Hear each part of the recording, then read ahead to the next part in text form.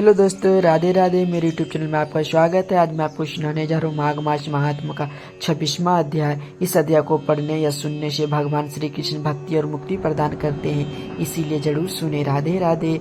माघ मास महात्म 26वां अध्याय। पथिक ने कहा, हे प्रेत, तुमने सारस के वचन किस प्रकार और क्या सुने थे, सो कृपा करके के प्रेत बोला, इस वन में कोहरा नाम की नदी पर्वत से निकली है। मैं घूमता घूमता उस नदी के किनारे पहुंचा और थकावट दूर करने के लिए वहां पर ठहर गया। उसी समय लाल मुख और तीखे दांत वाला एक बड़ा बंदर वृक्ष से उतरकर जल्दी से वहां पर आया जहां एक सारस सोया हुआ था। उस चंचल बंदर ने एक पक्षियों को देखकर उन सोए हुए सारस को धृष्टता से पैरों से पकड़ लिया और तो सब पक्षी उड़कर वहां से चले गए, परंतु सारसी भयभीत होकर विलाप करती वहीं पर रुक गई। नींद के दूर होने तथा भय से नेत्र खोलकर सारस ने बंदर को देखा और मधुर वाणी से कहने लगा, हे बंदर, तुम बिना अपराध मुझको क्यों दुख देते हो? इस संसार में राजा भी केवल अपराधी को ही दंड देता है।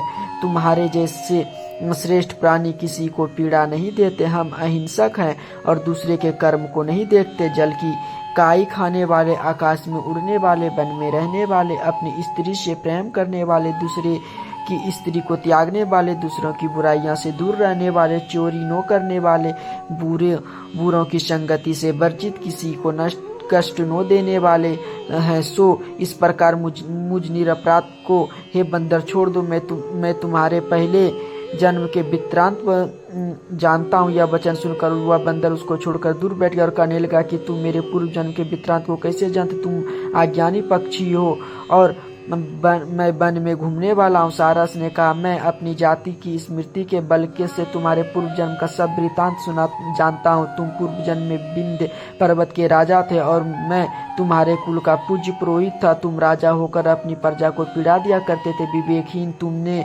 बहुत सा धन इकट्ठा किया, सो बानर प्रजा की पीड़न रूपी अग्नि की ज्वाला से तुम पहले ही तप चुके थे। पहले तुम कुंभी पाक नरक में गिराए गए। तुम्हारे शरीर को नरक में 3000 वर्ष बीत गए। फिर नरक से निकलकर बचे हुए पाप के कारण इस बंदर की योनि में आए और मुझको मारना चाहते हो।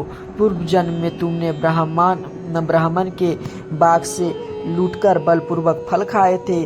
उसका यह भयंकर फल हुआ कि तुम बानर और वनवासी हुए प्राणी अवश्य अपने किए हुए कर्मों को भोगता है। इसको देवता भी नहीं हटा सकती। इस प्रकार मैं सारस का जन्म लेकर भी अज्ञान से मोहित नहीं हुआ। बानर बोला, यदि ठीक ही जानते हो तो बताओ, तुम पक्षी कैसे हुए? सारस ने कहा, मेरी दुर्गति का कारण भी सुनो। तुमने नर्मदा नदी के किनारे पर सूर्य ग्रहण के समय बहुत से ब्राह्मणों के निमित्त 100 ढेर अन्न के दान किए थे।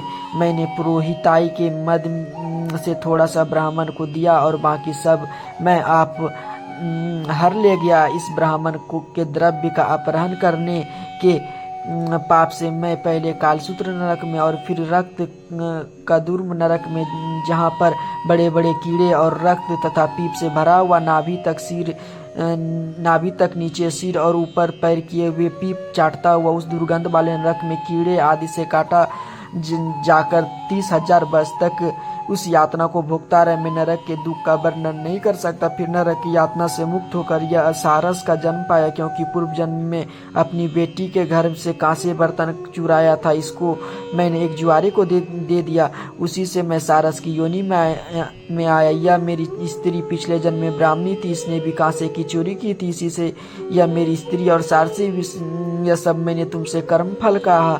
अब भविष्य की बात भी सुनो। अब मैं, तुम और यह मेरी स्त्री भी हंस होंगे और कामरूप देश में सुख से निवास करेंगे। फिर इसके पश्चात गौर योनि में और फिर जाकर दुर्लभ मनुष्य योनि को प्राप्त होंगे। इसमें मनुष्य पाप और पुण्य दोनों ही करता है। इस प्रकार शिव की माया से यह सारा जगत मोह को प्राप्त होता है। न केवल हम भी, परंतु इस संसार के सभी जीव प्रवृत्ति मार्ग में फंसकर अच्छे और बुरे कर्म करते हैं और इनका फल भोगते हैं। इसीलिए सब प्राणियों को धर्म का सेवन करना चाहिए। देवता, असुर, मनुष्य, व्याघ, कीड़े मकोड़े सभी से कंटक रूपी मार्ग नहीं छूटता। केवल वेदांत जानने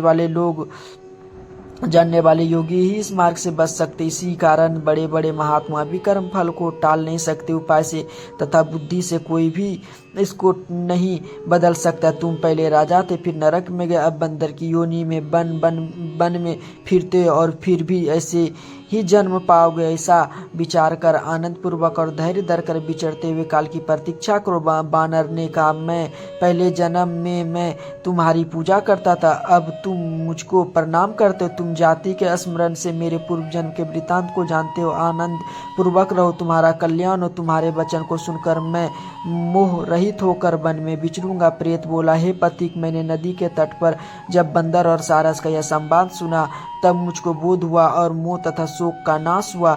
माघ मास महात्मा का 26वां अध्याय संपूर्ण हुआ। दोस्तों, राधे राधे। कमेंट बॉक्स में जय जय श्री राधे जरूर लिखिएगा और कहानी कैसी लगी हमें जरूर बताइएगा। इस महात्मा को सुनने से भगवान भोग और मोक्ष देते हैं। राधे राधे।